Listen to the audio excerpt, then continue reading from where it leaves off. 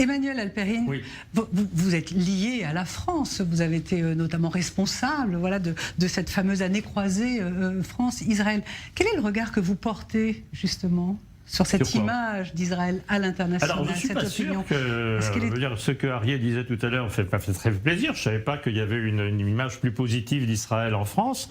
C'est une très très bonne nouvelle, parce que je n'avais pas l'impression, en lisant la presse française, en particulier le journal de référence, par exemple, il y a ce mot apartheid qui est devenu carrément, qui est devenu carrément obligatoire désormais lorsqu'on parle d'Israël. Et palestinien d'Israël, ça aussi. Alors, il y a eu dans l'histoire, nous avons vécu ça depuis fort longtemps. Enfin moi en tout cas, parce que je suis même plus âgé que Bibi Netanyahou, c'est vous dire.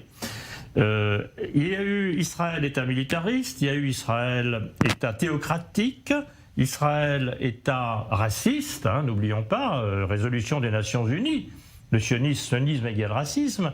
Israël, État colonialiste. Oui. Israël, État impérialiste. Israël, État artificiel. Alors maintenant, c'est l'apartheid. Donc, j'ai pas l'impression que l'image d'Israël se soit considérablement améliorée, du moins au sein des élites françaises. Arié Ben Semoun, vous parlez de ce voyage, de ces 36 parlementaires. Juste une question à Arié Ben Semoun. Vous parliez de ce voyage qui était formidable. Il me semble que vous avez été couvert de haine sur les réseaux sociaux, que ces parlementaires s'en sont pris plein la figure, comme on dit. Vous pouvez nous l'expliquer ? Non, franchement non. Il y a eu effectivement une tentative des groupes pro-palestiniens de les accuser de venir soutenir la politique d'apartheid d'un gouvernement d'extrême droite.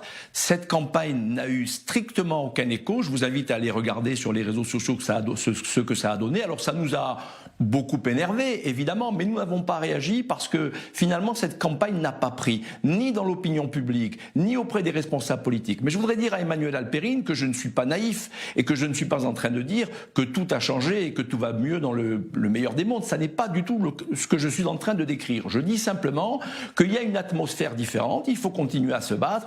Je rappelle que un certain nombre de décisions importantes ont été prises ces derniers mois par le gouvernement français notamment, qui aurait peut-être pu susciter davantage de débats si Benyamin Netanyahou avait été au pouvoir, notamment par rapport à la conférence de Durban ou par rapport à une résolution qui a été présentée au Conseil des droits de l'homme de l'ONU.